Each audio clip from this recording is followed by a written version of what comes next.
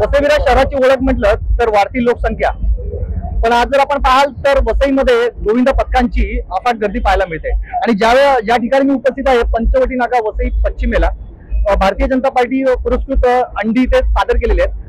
अधिक माहिती घेण्यासाठी मनोज पाटीलजी माझ्या सोबत आहेत। मनोजजी, काय सांगाल, आज तुम्ही एक सुंदर अशी रचना केलीत आणि गोविंद पथकांना एक नवीन उभारणी देत आहे।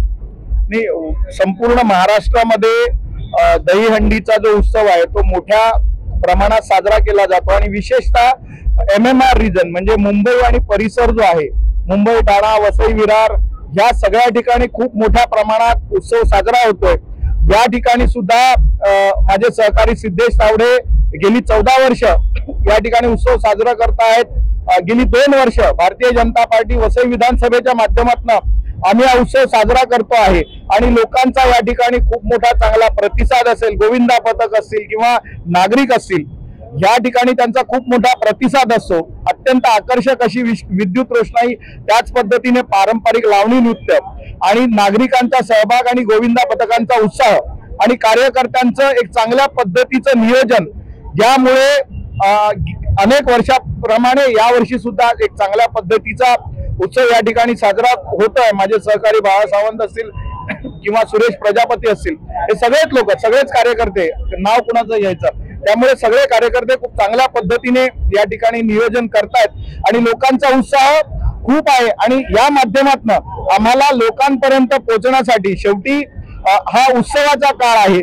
महाराष्ट्राचा सगळ्यात मोठा उत्सव दहीहंडी, त्याच्यानंतर पुढे येणारा गणपती उत्सव आहे। या उत्सवाच्या काळामध्ये लोकांच्या उत्साहासाठी आपल्याला काहीतरी करता यावं म्हणून हा दहीहंडी उत्सव या ठिकाणी साजरा होतोय आणि लोकांचा आपण बघत असाल तर खूप मोठ्या प्रमाणात प्रतिसाद आहे।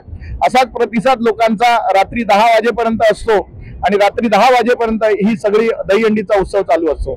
सर, गोविंद पथकांची संख्या मध्येही वाढ झालेली आहे, कुठेतरी सेफ्टी प्रोटेक्टेड म्हणून आपण काय योजना आणल्यात का?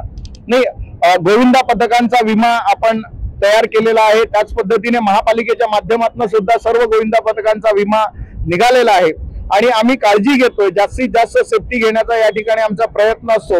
गोविंदा पथक सुद्धा आपली काळजी घेतात, त्यामुळे गेल्या अनेक वर्षामध्ये कुठलाही अपघात सुदैवाने या ठिकाणी घडला नाही आणि तेवढी आम्ही काळजी घेतो। त्यामुळे यापुढेही असा काही अपघात घडणार नाही याची आम्ही काळजी घेतो आणि अत्यंत आनंदाने आणि उत्साहात हा सण साजरा होईल याकडे आमची कटाक्षाने लक्ष असतं।